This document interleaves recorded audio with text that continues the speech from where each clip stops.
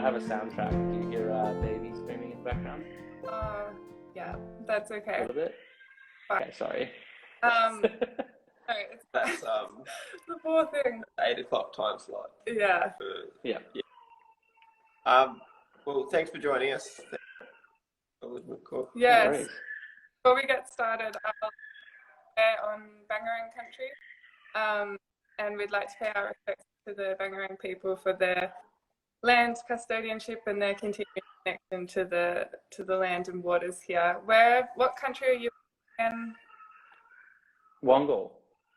Wongal country, just right here, in Annandale in Sydney. So just outside of Gadigal, but still Eora Nation. Yeah, lovely.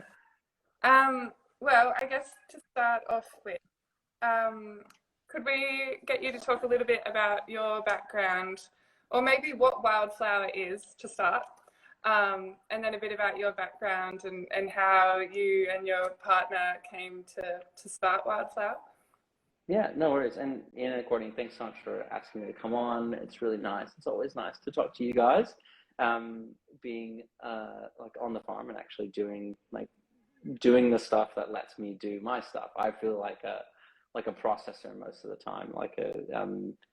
All of our beer is made in the paddock, as it were, and your family along with the Greenwoods. And as of today, one more farm have been supplying all of the grain for us in all of our beers for the past 3 years now. So it's pretty cool to be so connected to what's happening, I suppose, on the farm, but I think even more so, I think just kind of getting a bit meta, but us being in the city and being processors of something that is an agricultural product and being able to talk about that. Obviously there's a lot of people that are processing agricultural products in the city, to make, I don't know, cheese or yogurts or whatever for dairy, but they might not know the people that are actually growing their food, or it might come in a box. There's a M&J Chickens, which is this massive chicken supply company, is around the corner from the brewery, and I swear I've never seen a chicken around there. It's just trucks full with boxes of frozen something, so I mean, it's just a very strange thing. It's you're kind of boxed off from what the actual product is, rather than seeing it in its raw form and talking about why it is this way or this color. Anyway, sorry. So thanks for having us. I want to hand it back to you though, because I think you've made that's such the norm. You've had to work really hard to develop these connections. I don't think it's been easy for you to build the connections that you have with producers, because there's no one to get there. And I think even when you got in touch with us, you probably emailed us a couple of times before we got back to you. You've just and the drive pursue these things, which is really Oh, thanks. Well, Wildflower is a little brewery in Marrickville, so near west of Sydney. Started by my brother-in-law, Chris, myself, and our wives, who are sisters. That sounds weird. We married into the same family. What it seems. Sister wives. No, we married into the same family. So we started in 2016, and the focus then, as it is now, the focus has continued to grow and the kind of more meaning be packed into it. But the focus was to make beers with native yeast. So yeast that was foraged from flowers from native flowers around New South Wales. So utilizing native yeast to ferment our beer rather than lab propagated yeast is sort of probably my distinction. Let's call it mixed. I don't know. The terminology is difficult in this space, but let's say we're using yeast that's not come from a lab versus yeast that does come from a lab. So the reason I got into this was actually through bread. A lot of ways. I was obviously through the flavor profiles and the profiles of the product at the end. Like the mixed culture beer using native yeast tastes quite different than beer using lab propagated yeast. And I found that same analog carried through into bread. And so Benny and I were actually, my wife is Bernadette. Benny, we're living in Spain in 2014 or 15, and bread in Spain is awful. Like just white monoculture bread, like roller milled conventional white flour, polished, no germ, nothing. I mean, it's like awful. And they eat so much of it, right? And so I was just really shocked going to these really good restaurants and having awful bread. And so I started baking, and I was already brewing at the time. My background is in physics, so I did astronomy and astrophysics. But as soon as I left uni, I got into brewing. And I've always professionally been a brewer. I've never worked professionally as an astronomer. So I guess that doesn't really make me an astronomer in some ways. But anyway, neither here nor there. Yeah, we started baking a lot in Spain, and it was at the same time that I was kind of thinking about how I wanted to build a brewery and what I wanted to do and what we wanted to bring into the world. When you're thinking about starting a business, at least from our perspective, we didn't want to do something that was potentially just adding to the pile of other things. I guess we wanted to do something that we could layer with meaning, and I guess in a way, like not just do something different, but do something meaningful. And so really that analog between sourdough bread and mixed culture beer is probably the most direct way. So the way we make beer is very similar to a way that someone who uses that grows their starter on their windowsill off their grain, rather than getting their starter, their mother or their madre from someone else. So you're starting it yourself, and allowing that mother to grow and feeding it and discarding some and making pancakes and feeding it. And then finally, after 6 weeks of managing this thing, you can probably start baking. That's very much the same way that we started our culture. So we took cuttings of small flowers and native flowers from around New South Wales and put them into unfermented beer, so wort. And then those flowers have yeast on them. Anywhere in the wild that there's sugar, there's yeast. Yeast likes to ferment the sugar, and through the fermentation of the sugar, it multiplies itself, right? And so it stays alive. And like any living being, it likes to stay alive. It's disposed to do that. And so especially when those flowers are blossoming, when the bees are at it during the nectar, when the nectar is there, you can put those flowers into unfermented beer, and you will start a fermentation from that.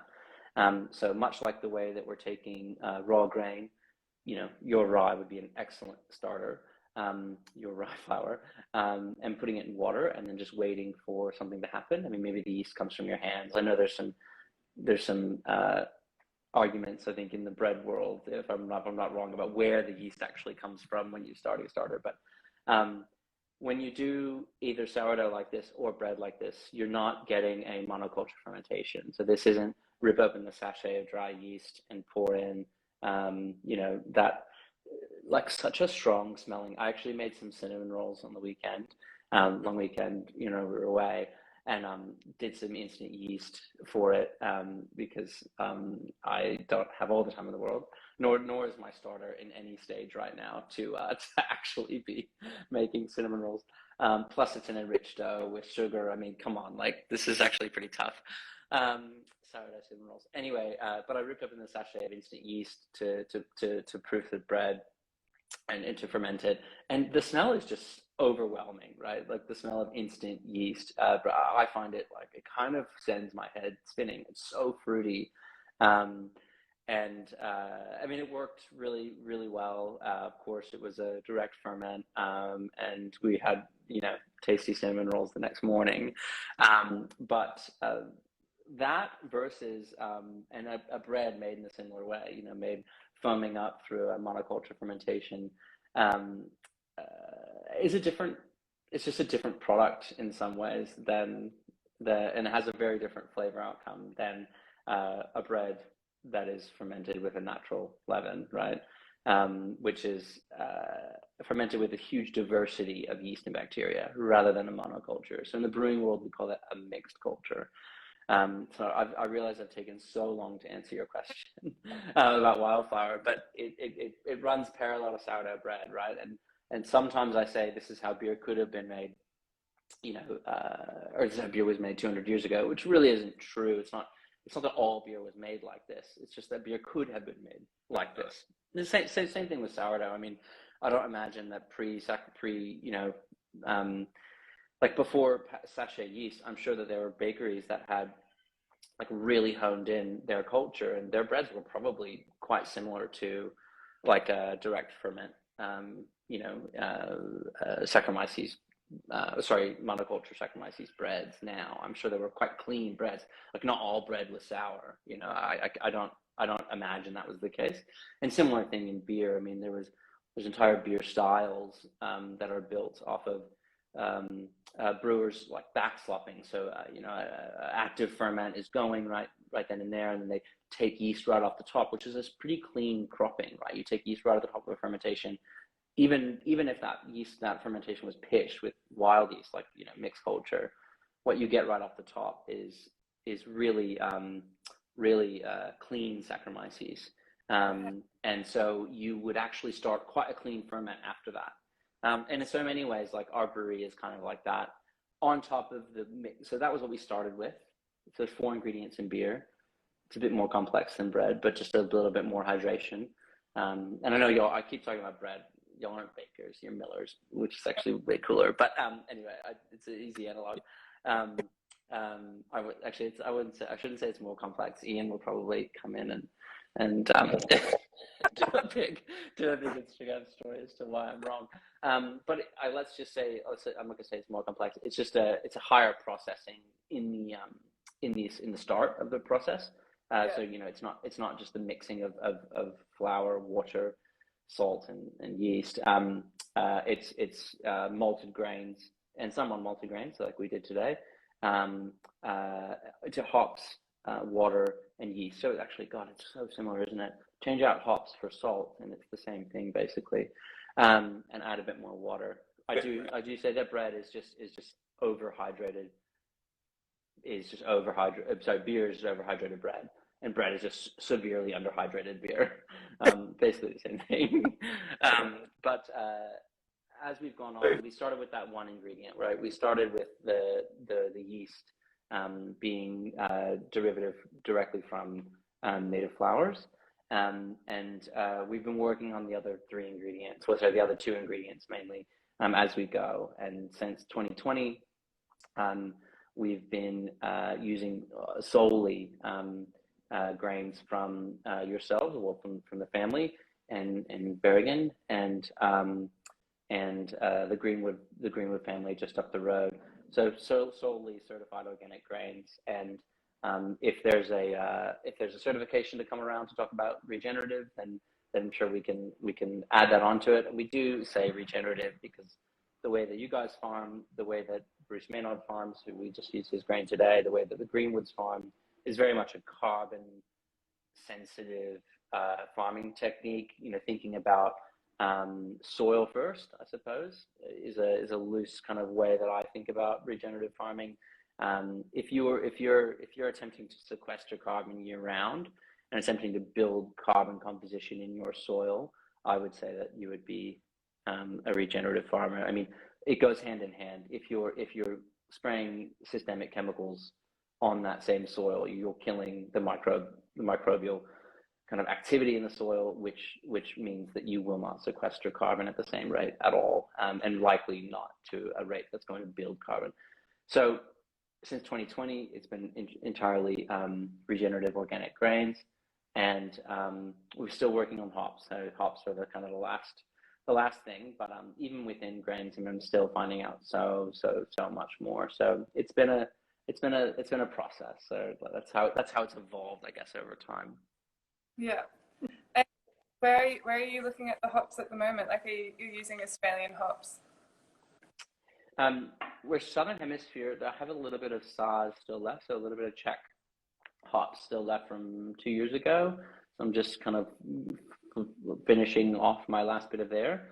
The only certified organic hop farm in the Southern Hemisphere is in New Zealand. And it's a great farm out there, and I actually haven't been yet, but I'd really like to go, called New Hopland. So for our beers that we certify, which at the moment is just one of them, that's the sole hop that we use, hops from that farm that we use in that. You know, we're always in this, and I'd be interested in your perspective on this, being growers. It's hard for me to be in the city, you know, like organics is very important to me because in our story because of the no spray aspect. But the certification itself doesn't carry heaps of weight for me personally. It probably does for the product, but I don't. It's not so much. It's not an end. You know, it's not a prerequisite, as it were. And so, you know, there are farms that we work with, and there's one down in the south coast of New South Wales that isn't certified. The way that they farm is really amazing. Where they also, hops are quite a hungry plant, and so they do use some fertilizer in the farming of those hops, which would mean that they wouldn't pass a certification. But I also from them I get beautiful hops that are whole cone in their natural form and quite fresh. I mean, you know, we're buying directly from the farm there. So we basically have two suppliers right now. One is Ryefield Hops down in Benboca, and I'll use their hops tomorrow. And this hop farm in New Zealand where we buy Motueka from. So that's basically it. Yeah. Yeah. And like you're interested in local, or like I feel like you've been kind of nailing the New South Wales, you know, trying to keep things within New South Wales, which is convenient for us because we're kind of on the cusp of New South Wales and Victoria here. Yeah. What is that about, reducing food miles, or are you more interested in, you know, creating, like, does that kind of restrict your ingredients and then you can be more creative with that? Or is it about creating a beer that's reflective of its surroundings? Why the emphasis on local uses? Yeah. I think one of the reasons that we started the brewery and one of the reasons we took the direction we have, I suppose, was because a lot of breweries were popping up. This is, 2016, and they were beating on about local, and that's fine. I mean, being a local brewery in your local community is a good thing, and I support that massively. But for me, I'm someone that's interested in wine, and I'm interested in agriculture, and I knew some of the produce going into those local products weren't local. The produce wasn't local, and it just didn't make sense to me. And also, I think I'm not from here originally, and so it was an excitement for me to be able to. It is exciting to be able to use produce from our direct surrounds and allow the beer to be what it was. So really came from a desire to flip the recipe building, as it were, on its head. So we weren't looking to make a beer based on a style from somewhere else and say, this is what I want it to be, and then work down from there and say, I need this grain, these hops, this style of yeast, backwards. Instead, starting from the beginning and saying, okay, this is what we have, or this is what grows well here, or this is this varietal, for whatever agroeconomic reason, works really well, especially in a system that is low input or zero or no input. Well, great. Well, that's the grain we should be using to make our beer, and the beer itself will be a product of that, whatever we do. Like it's less about us being in the middle, or less about us being a driver, and more of us just being a facilitator. Like just trying to kind of usher the ingredients down the road and just picking up. I mean, that's why that's why I'm very open about the way that we make our beer, because it's not a secret at all. And it's very simple. It's very, very simple. We just take ingredients from people that we think grow really well and take their word for it about what they think is the best and make beer with it. And there's nothing in the middle. Like there's no magic at all. And same thing with the fruit. When we make our fruit beers, we go to farms that I'd be happy to eat the fruit right off the tree and just put the beer from the barrel with that fruit and away it goes. I mean, like it's like when you're making I mean, sushi's a good example, but pizza's a great example as well. Like you don't need to go crazy on pizza. Like the peri peri sauce with 7 types of chicken, like absolutely not. Like you just good dough, good sauce, bit of good cheese, and that's probably it. I mean, just potatoes, like you can go nuts with it. I mean, you just have a handful of good ingredients. The product is amazing. So you don't need to work it so much. And I think that beer is quite an overworked product. I mean, craft beer since its inception has been a kind of a story of different styles that in one way or another are overworked. So I don't know. So I guess now, I mean, now we're probably like, we haven't done the full audit, Courtney, and about like, how many grams of CO2 are in every single beer or per liter or something like that. And there's a couple more things. We need to get solar on the roof. We need to get our bottle return recycling reuse system in place, which we're like working on slowly, bringing back bottles, because that's a massive contributor to CO2. So we need to get some things in place before I think we can really start calculating where we're at. But the food miles itself, I mean, yes, of course that plays into that. But as soon as I learned one thing, I mean, it was through the Greenwoods and yourselves that I learned about. I got into organics through Feather and Bone, really, because of the quality of the product, right? I got into that because, like, Feather and Bone being the butcher, the flavor is so good and the nutrient density is so much thicker, denser. You don't need lots of something to satiate a hunger or a thirst, and I think that's what we're kind of searching for in the beer. Is the same thing. Like, it's actually not you shouldn't need to overconsume. The product should be sustainable, as in it sustains you. Like, it should be nourishing enough that you have a cup or two, or share a bottle with 2 people, and you're fine. You don't need to just keep drinking. Anyway, I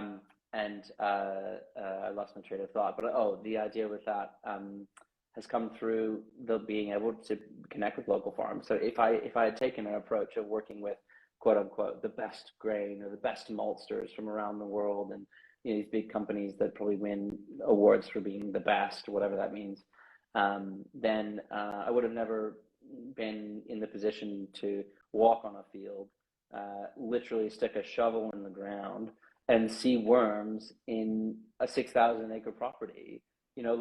Where does that happen? And it's amazing, and smell the soil and talk about the difference of the grain and the produce from soil like that versus compacted dirt, essentially. And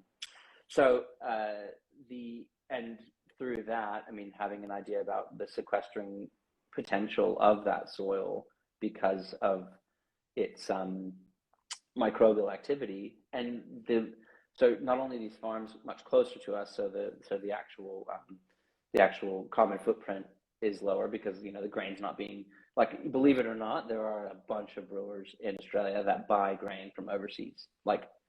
It's amazing, right? Because we're such a big barley country.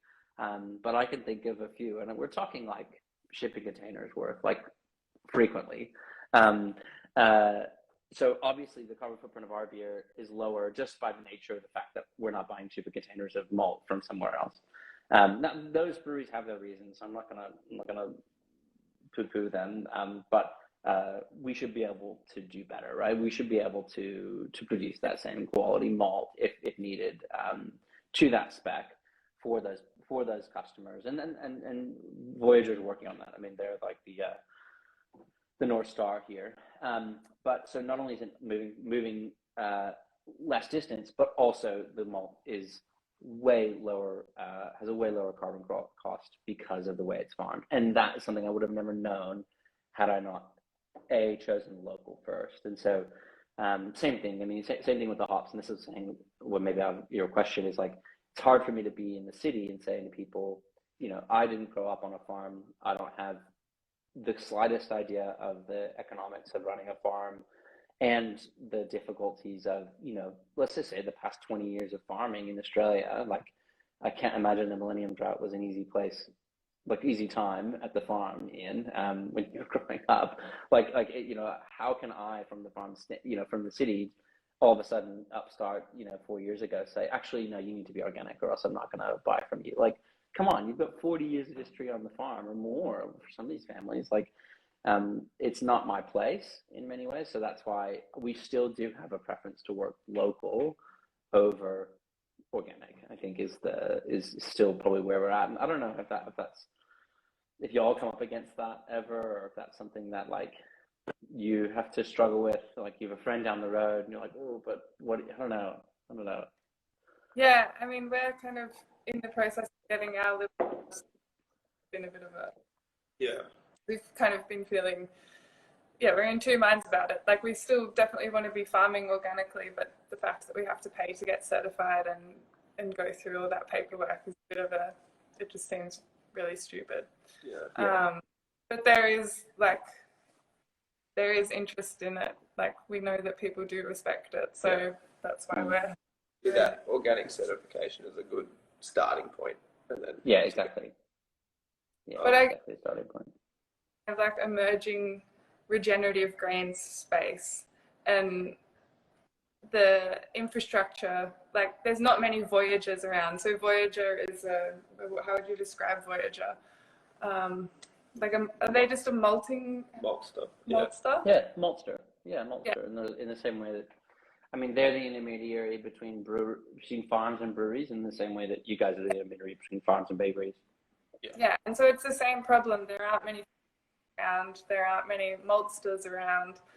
And I guess like those intermediaries give the opportunity to then to bring Topher back to the farm and show people, I guess, the benefit both ways. Why? I mean, really excitingly, like I do know there are maltsters, more and more small maltsters starting up in Australia, which is great to see. I don't know, one up in Queensland, I think it was just with Stu, and Stu, we cross from Voyager, is incredibly supportive of those. And Stu continues to, his demand continues to outstrip his supply. So there is a shifting kind of needle in the brewing and particularly distilling actually world when it comes to varietals of grain, methods of growing grain, and origin of grain, for sure, which is really exciting. I think. Anyway, it's nearly 8:30, so we should we're going to quickly say the future of Wildflower. Where are you going? That's like going to be one sentence you've got, and then let us know what's happening at Carriage. Okay, I'll do Carriage Works first. So Carriage Works every Saturday markets. Thank you guys for supplying grain, firstly, to that. I went really hard on this idea that no one wants to think about beer when they're at the farmers markets on a Saturday morning. They want to be thinking about like a bacon egg roll or something like that. Probably the opposite of beer, depending on what they did the night before. We've started selling grain and freshly milled flour at the market. So it's been great. You come to the stall and there's I think we have 4 different types of wheat: your rye, your spelt, your triticale. We have some perennial grains from the DPI, and organic rice from Randall's, which is not too far from the farm, which has just finally started coming back out, which is really cool. And it's been great to show people, like literally what grain looks like. Did I tell you guys this yet? Like people walking up going, what is that? Like, they've never seen a wheat berry before, right? Never seen grains in their raw state. And so, you know, people come up and say, what's that? Oh, that's wheat. Well, what do you do with that? Well, I mean, all kinds of things. We can put it in that mill there and you can make flour from it. No, like, seriously, this is where we're at. But we're really proud to be able to offer that. And really the main thing from it was that I was, like, because I have done some baking, like, I jealously, selfishly would just wanted a mill. And so, I'm not kidding. No, I selfishly just wanted to, I know the benefits of freshly milled whole grains, right? And while your mill is a hell of a lot better than the little mock mills that we have at the brewery, at the markets, it is really nice to be able to feather those ones in that we have into a loaf. So if there's any bakers out there that are really serious, you should get the Woodstock flour, because it is fundamentally better milled than what we have. But if you want something nice and fresh, and you know, kind of, if you're in Sydney, I mean, y'all would be able to speak to this way more than I do. But from what I understand, as soon as you break that berry, the oxidization starts, right, and the deterioration of the nutrient density begins essentially. I mean, you guys say 6 to 8 weeks, is that right, for your flour? And We got it's product best testing. at the start. It's still okay in 3 months' time. Yeah. Like, Okay. doesn't have that same raft of like flavors and, you know, bit of, and it smells good still at 3 months. But you miss out, like, and like you can just do simple like fermentation speed. Like, it just goes at the start because it's got more stuff. I need to come back out. I need to see y'all's new place. Thank you for that bottle of Pennyweight. I drank it the other day. And the future of Wildflower. Well, I mean, I don't really know, because things kind of hit me in the head instead of me planning for them. It's just kind of my way. But we're as a brewery, like, we're built for the duration, right? Like, we're kind of designed to, from how the beer that we make, from how we make decisions, we're not a quick mover. We're, in fact, we're quite a slow mover in the market. So we intend to be around for a while. And during that time, I don't intend to be, I was going to say I don't intend to innovate, which is probably the wrong word, but in the way that I want to use it, the right one. We're not going to be coming out with all kinds of crazy beers under the sun all the time. In fact, the future for us is probably just going more and more and more inward, right? So in fact, actually next month or the month after, we'll be releasing some beers we made solely with y'all's two flour varietals. The main one's the Rosella and the Spitfire. So we usually use a red soft wheat called Beaufort in the gold, and we swapped that out 16 months ago. It was 16 months in barrel. So, gosh, I think it was April of last year. We brewed single varietal wheat tests to stack up against what we normally do, to see how soft wheat and hard wheat and two varietals of soft wheat, right? So those three different varietals, the Beaufort, the Rosella, and the Spitfire, how they compare with each other. And because our beer takes so long to make, we're only now getting a chance to bottle that and actually look at them side by side with gold, how they mature. The Rosella was crazy early on, and the Spitfire was so steely. Like, it was really, really interesting. But that's one test, right? Like, one test has taken us nearly 2 years to come around to, because we're trying to think about. I mean, it's just like growing up seeds from a seed bank, isn't it? You know, we would really, really like to be farming a specific style or a specific, you know, varietal of grain of wheat, for example, which is such a big part of our beer. That suits that beer's profile now. You know, now we know the profile of the beer based on the grains that we have. Well, let's farm for that, particularly because we're lucky enough to be able to. So, okay, we need some metrics. I mean, that's a very simple one. So hard Spitfire, soft Rosella. But I think we can go hard. Once we decide which one we really, really like, we can just spread it out and just keep going and going. Okay, is it all soft wheats? Great. Let's do 10 different trials on different soft soft wheats, and then ideally look for a varietal in a seed bank somewhere that works, agroeconomically, like we've talked about before, but also maybe had some flavor attributes in the past, and maybe it was scrapped because it didn't yield as well as something else, but or it didn't, resist glyphosate as well as some of these ones in the 70s and 80s or now, and then we'll be able to start farming that. So like those are the kind of timelines that we're working on.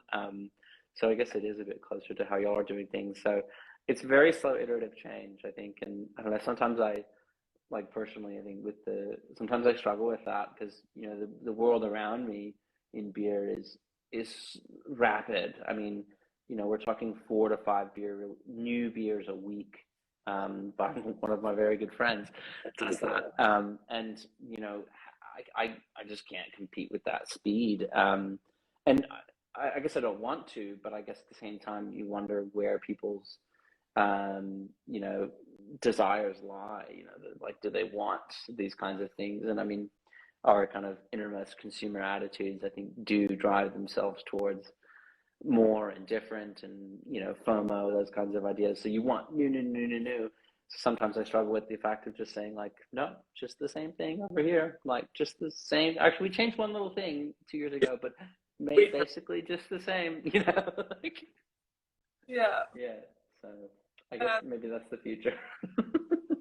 Love it. I think, we can relate to that for sure. We tried to grow out varieties during the drought and then just had to scrap it, and we've kind of just growing out 2 this time because we just lost heart during that time that we couldn't be bothered doing it again and then losing it all again. But it's a very slow journey. But there's merits to that, I'm sure.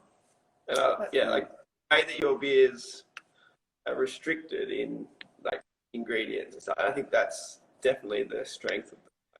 They're just so, I don't know how to talk about it properly, but so rich, filling. Thank you.